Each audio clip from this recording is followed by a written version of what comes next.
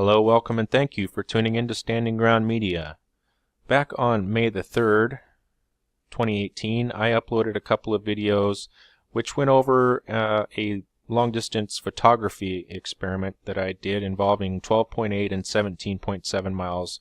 And the first video is right here, and it has all the details and facts involved with and the analysis as to why I believe there is no curvature in those two distances. The second video you can see is right here, and it is simply just a 20-minute raw video dump for anybody to look at and study if they wanted to.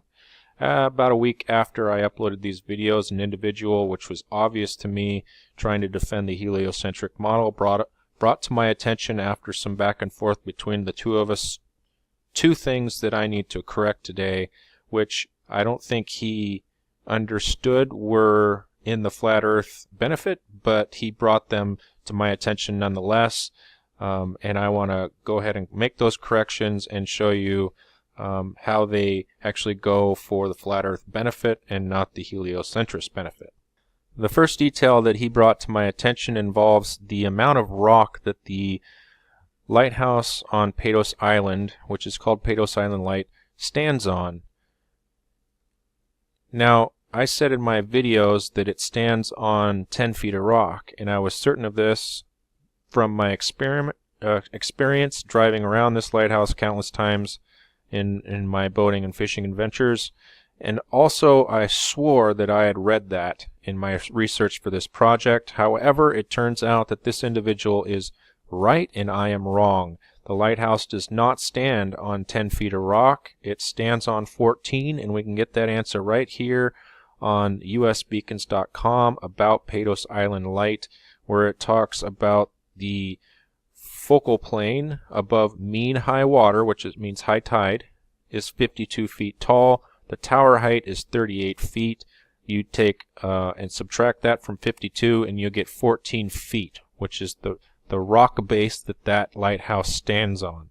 Alright, so that's a big deal, I know. 14 feet of rock instead of 10 feet. The second detail he brought to my attention in our discussion was that the island, which is in the background behind the lighthouse you see there, is not Shipjack Island, which I had claimed in my original video post. It is in fact called Speiden Island.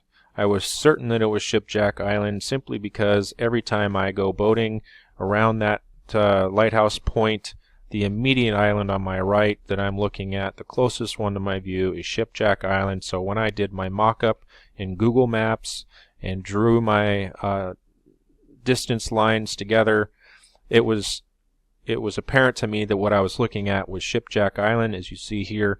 However, it turns out that this individual is right, because as you'll see in this mock-up here, it's impossible to see beyond this tree line to the left of my view. It looks like to the right of your view, but it's to the left of my view as I'm looking out across the water. Shipjack Island would be blocked by that tree line. So it is obvious to me that it is something else, and this individual brought this to my attention in the comment section. You can go out and check out that conversation yourself. But the island that we are actually looking at here is called Speiden. It's Speiden Island, and it is 25.5 miles away. Alright, but why do I even bother to do this? I mean, look at, I've got a lighthouse that is 12.7, 12.8 miles away, sitting on 14 feet of rock. I can see the entire lighthouse. I can see that this is standing on rock. The tower is 52 feet above mean high water. It is high tide at the time I'm taking this photography. And if we go over to Metabunk and look at their figures, it should be 65.63 feet that is hidden completely from view on a heliocentric Earth. However, I am able to see the entire thing, all of the lighthouse and 10 and 14 feet of rock. Why is it so important that I go ahead and redo this video? Well, it's important because the heliocentrist that came in and pointed out that I'm actually looking at Speiden Island gave me a whole lot more distance to work with and showing that the Earth is flat. So let's go into that.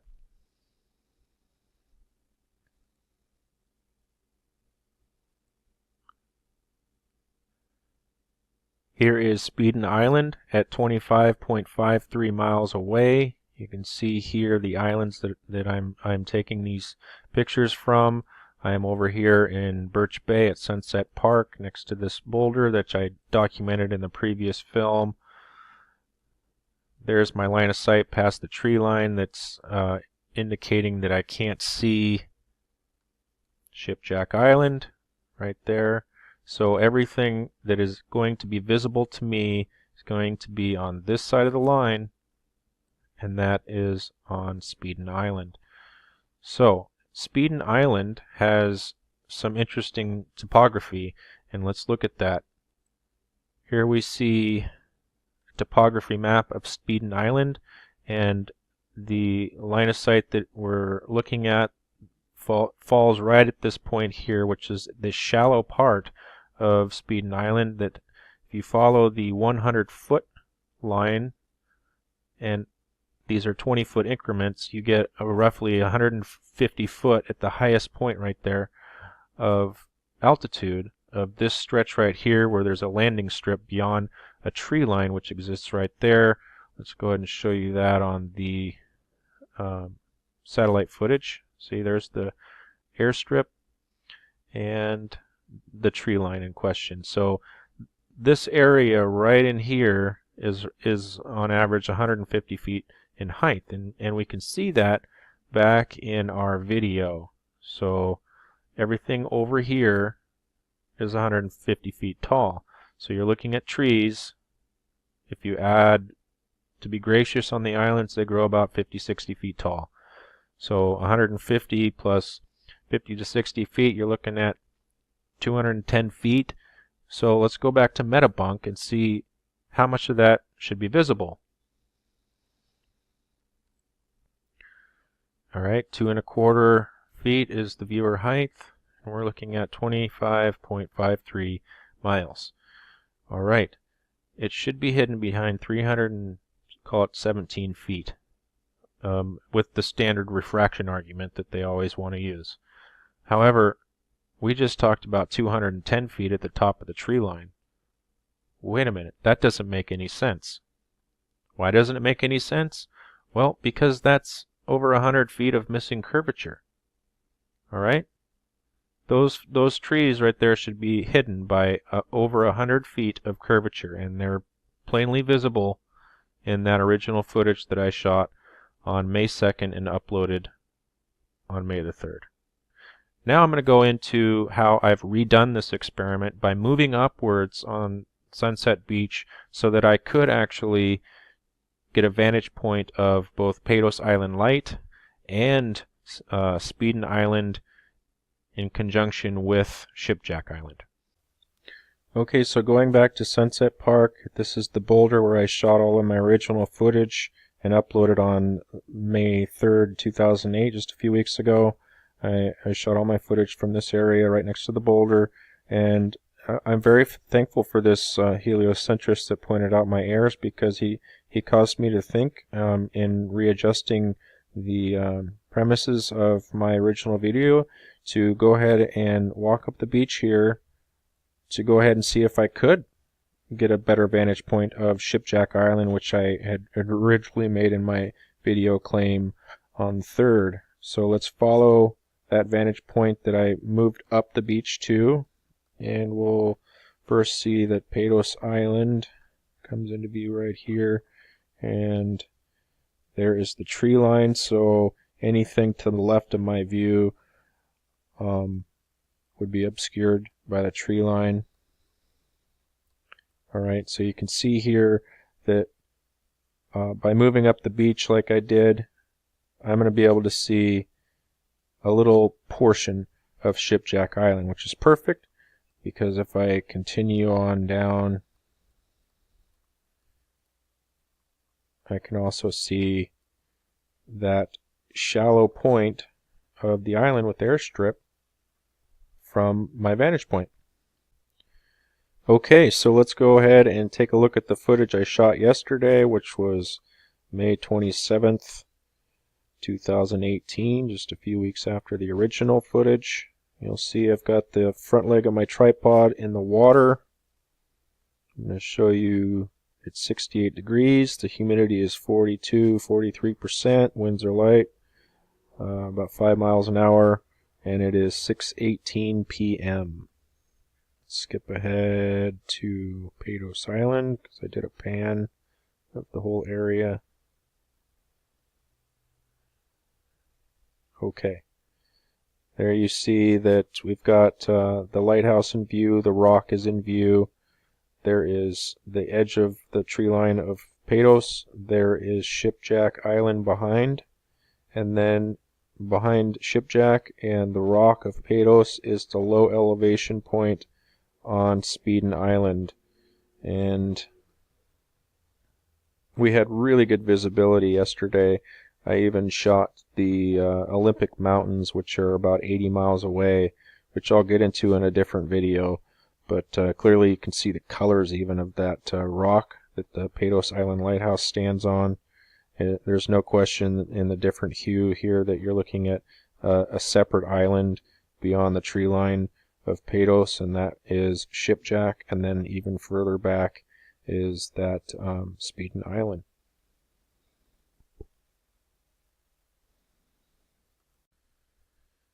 Okay, so let's do some of the detail work on this second edition of the Patos Island experiment, where I moved up the beach far enough to where I can get a corner view of Shipjack Island while still being able to look at the lighthouse on Patos, the rock it stands on, and then beyond Shipjack we're still able to see the low point of Speiden. I have to show you that my camera tripod at its highest setting puts me at a focal height of 50 to 51 inches, and that's important because on the 27th here I had to go ahead and bring my tripod up so that I could avoid some of the problems you encounter when you have some waves. If you have your tripod at its lowest setting, the wave variance, the further out into the water you go, the higher the chop of the water is, and that wave height variance can start to cut off the bottom part of whatever you're looking at. So to avoid that, you just raise your tripod up and then factor that into your calculations. So let's start with Patos Island, and we know that we now know thanks to the debunker that it is 14 feet of rock that it stands on, and altogether the focal height is 52 feet. So let's put in 12.8 miles, which is the distance from my vantage point to the lighthouse, and my viewer height is 4¼ feet, which is what 51 inches is. And you can see that the expected amount hidden after refraction, which the ballers continue to use as an argument, is supposed to be 58 feet. Well, we don't see 58 feet of hidden lighthouse, do we? We see all of it. Okay, let's move along. Let's go ahead and plug in 17.7 for the 17.7 miles is for Shipjack Island, and there you're supposed to have a refracted hidden amount of 128 feet. All right, and we can go back and we can see very clearly that you can see the edge of the rock that island has at the very edge there, this amount of rock which is exposed with no trees on it. You can see that clearly here in the video right there. Okay, so now let's go back to Metabunk and take a look at 25.5 miles for Speiden. And you can see that the refracted hidden height here with the new focal height of 4¼ feet, so I raised it up, is 296 feet. Alright, we can clearly see in this video that all three of those distances are perfectly viewable. We've got the rock that the lighthouse sits on perfectly in view, all the lighthouse obviously. We've got the leading edge of Shipjack Island without the trees in view there, and then that whole entire swath of Speiden's low point is perfectly in view when it should be well hidden behind 100 and something plus feet of curvature.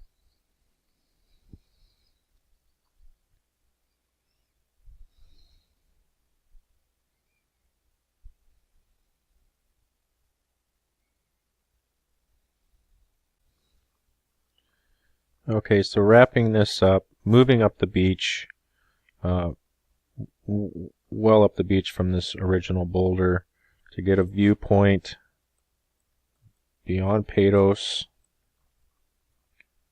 just beyond that tree line. So everything on this side of that line I'm going to see, which is to my right as I'm looking out. I'm going to be able to see all of that, which I do, clearly showed you. And then we're going to see this low point. Okay, if we take this just one further step, and then we're going to end this video. If we drag this point all the way over here to Speiden Bluff, which is the high point of the island, let's take a look at this. Okay, we've got 25.6 miles, which is just a little further.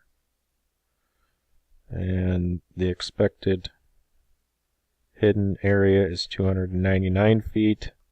Go over to the topo map, and here we see Speiden Bluff, which is where I just measured to, and we've got the bold line is 200 feet. These are 20 feet increments. We've got 220, 240, so 240 feet is the highest point at Speiden Bluff, and here it shows 299 feet. So when we go back to that video, everything that is being viewed here should be hidden behind what's supposed to be bulge and refracted curvature. And we don't see any of that. Folks, the Earth is flat. I want to thank that commenter who is trying to debunk the flat Earth with his heliocentric arguments for pointing out this detail so that I can go back and add further proof that the Earth is flat. This is Standing Ground Media. Thank you for watching. Please hit the like button, make sure you're subscribed, and share this stuff with all your friends. Take care.